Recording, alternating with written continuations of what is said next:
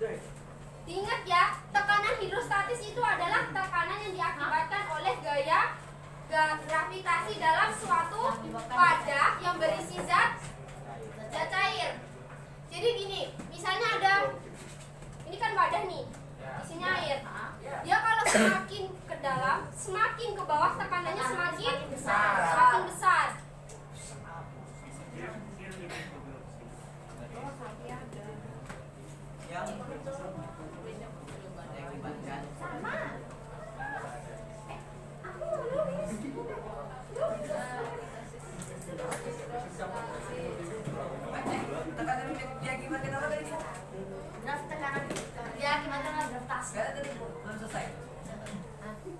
Ini ada di sini ya.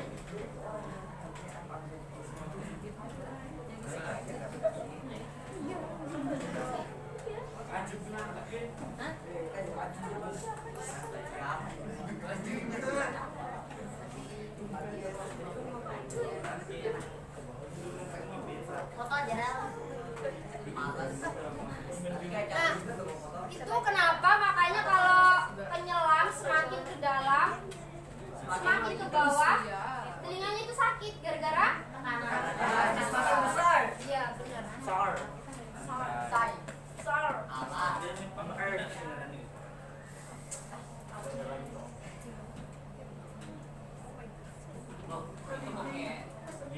Sudah ya?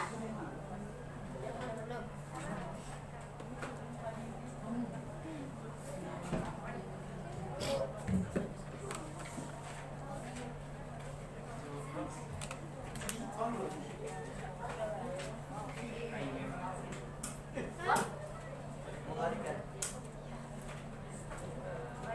Itu masih belum sinyal apa? Saya apa bentuk kenal?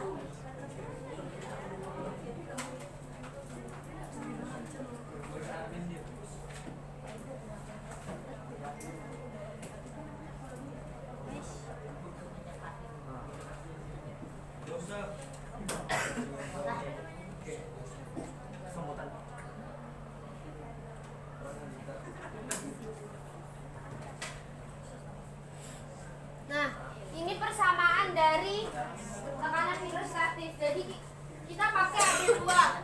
Jadi ini apa? Biasanya ini muncul di soal yang bentuknya tabung. Apa? Bukan tabung, bejana. Oh, tahu bejana kan? Bejana itu yang kayak gini loh, sayang. Ini gini nah. Biasanya bentuknya kayak di gitu. Nah ini namanya bejana. Bejana. Biasanya soal-soal yang kayak menampilkan bejana-bejana ini dia di materi tekanan hidrostatis sama hukum Pascal. Dia modelannya perbandingannya.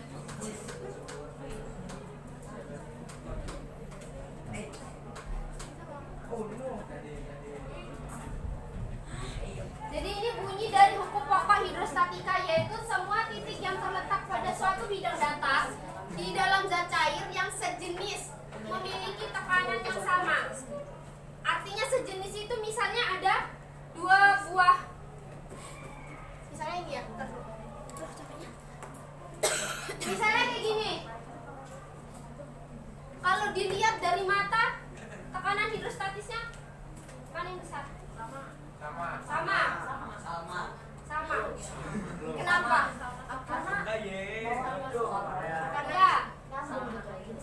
Karena luas penampangnya sama. Jadi yang dipengaruhi oleh tekanan hidrostatis itu apa? Nih, kok yang dipengaruhi oleh tekanan hidrostatis itu dia berpengaruh pada tinggi kedalaman. Meskipun beratnya beda, kalau tinggi kedalamannya sama, tekanan hidrostatisnya sama.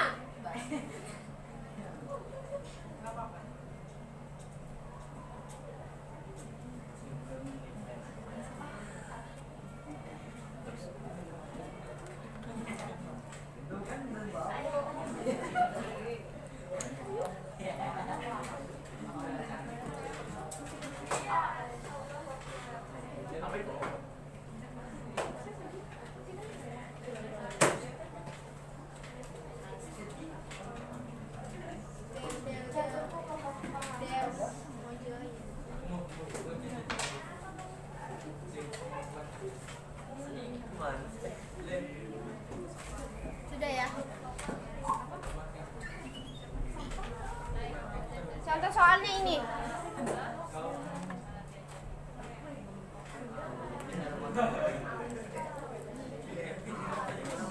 Dilihat, harus pintar-pintar analisis soal. Soalnya di sistem pendidikan Indonesia itu kita terpatok sama hitungan. Karena kalau kita misalnya mau kayak praktikum terus tuh waktunya nggak mencukupi. Jadi kalian mau nggak mau dituntut harus bisa analisis soal. Misalnya bentuk soalnya kayak gini. Lihat, ini namanya bejana, tahu? Bejana. Kalau soalnya kayak gini berarti rumusnya tadi yang mana? Yang tadi tuh PG. Iya. Yang per?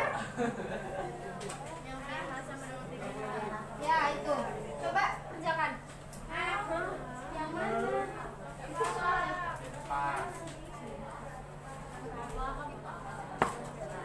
Soal yang ini persamaan yang ini ya. Nah yang ini.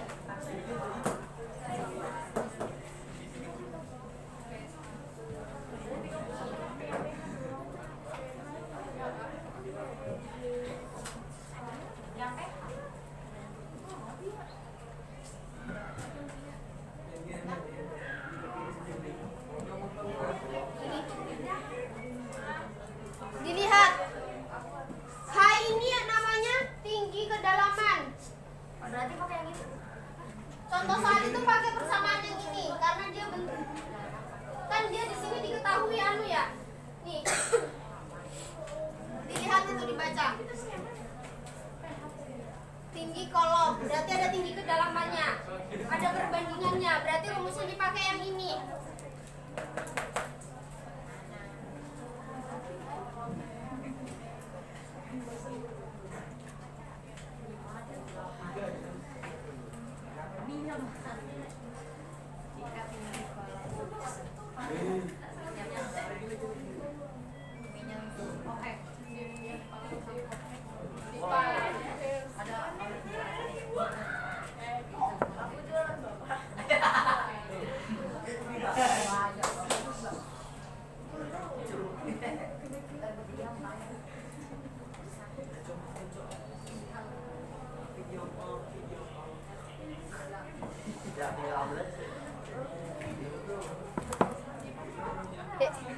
Yang tadi siapa? Siapa? Atipia. Alipia. Oh. Dari tangannya.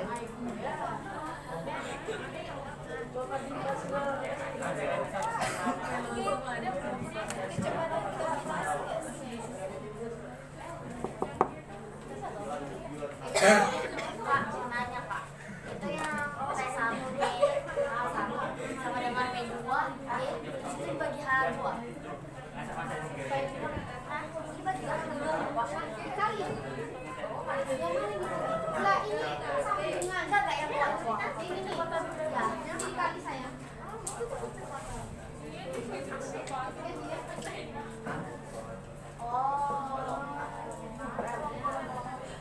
Mati. Ini soalnya mudah, jadi tinggal dimasukin angkanya, yang bisa jawab namanya dicatat. Nambah poin ya.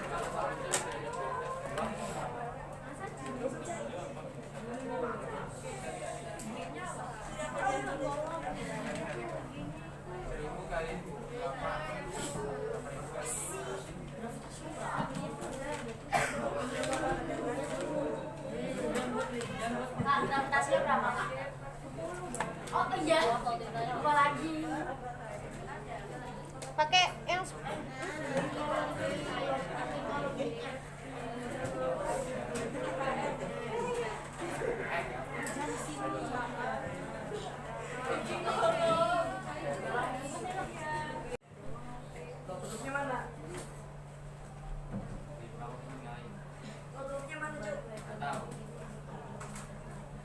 jadi ini bunyi dari hukum Pascal. Hukum Pascal itu menyatakan jika tekanan eksternal diberikan pada suatu fluida yang berada di dalam wadah, tekanan di setiap titik di dalam fluida itu akan bertambah sebesar jumlah tekanan eksternal tersebut. Ini persamaannya. Jadi contoh penggunaan penggunaan hukum Pascal itu misalnya apa? Masih ada yang ingat? Contoh penggunaan hukum Pascal.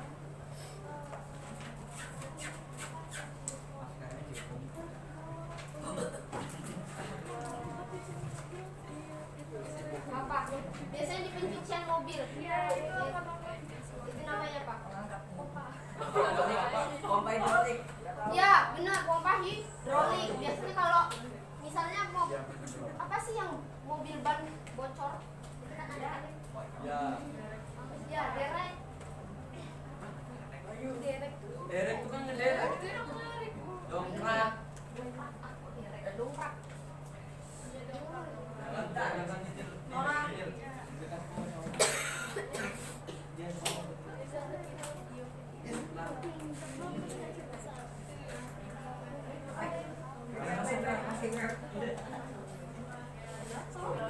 Habis ya?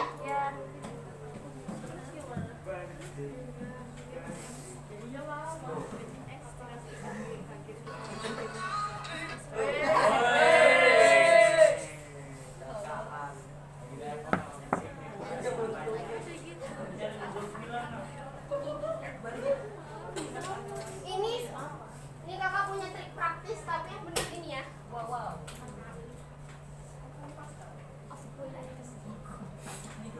Ada kesin Pascal.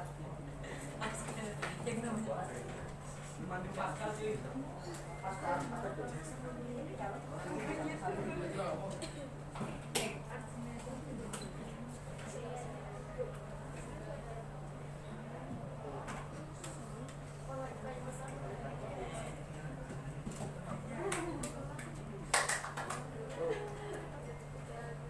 Ini salah, yang ini yang benar.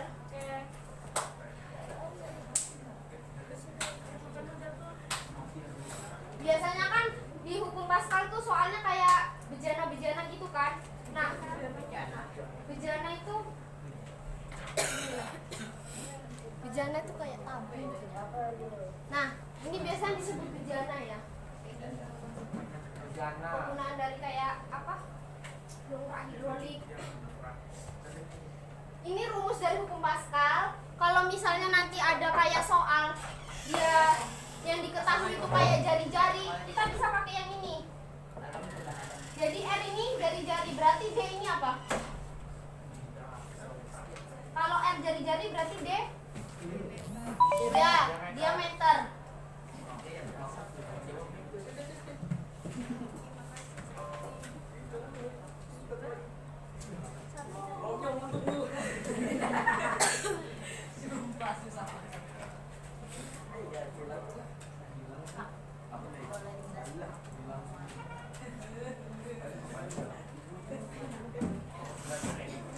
Yang belum paham di bagian mana ini?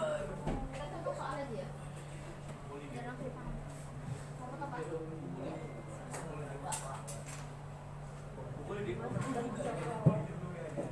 Misalnya ada soal kayak gini. Sebuah dongkrak hidrolik digunakan untuk mengangkat beban. Jika jari-jari pada pipa kecil adalah 2 cm, pipa kecilnya berarti yang R1. ya R1. Misalnya R1-nya 2 cm. Jari-jari pipa besar adalah 18 cm. Nah, untuk tentukan besar gaya minimal yang diperlukan untuk mengangkat beban 81 kg. Karena yang ditanya besar gaya minimal, berarti yang ditanya F2 apa F1? Baca. Tentukan besar gaya minimal, berarti yang ditanya F2 apa F1? F1. Gaya minimal. R1.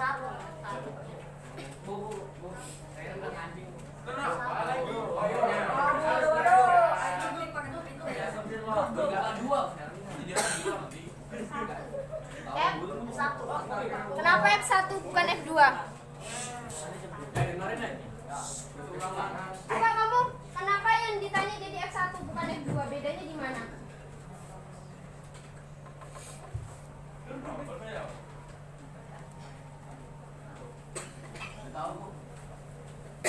Dengerin ya.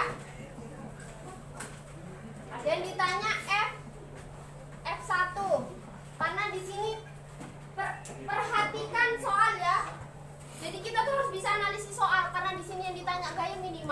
berarti yang ditanya F1. Kecuali yang ditanya gaya maksimum, berarti yang ditanya F2.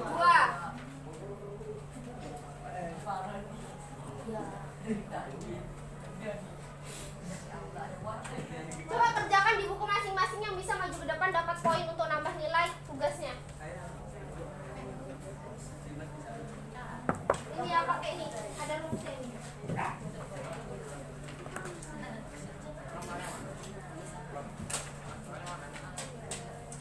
Soalnya ini rumusnya pakai ini. Coba kerjakan R jari-jari, D diameter. Kak, aku nanya, R1 sama R2 itu sama kah? Beda. Kalau misalnya F1 dia gaya minimal, F2 gaya maksimum, berarti kalau F1 jari-jari yang kecil.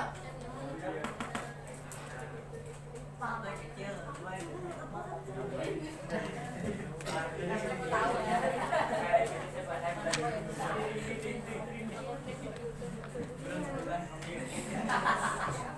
Saya kasih waktu 10 menit ya. Sampai di jarum panjang 3.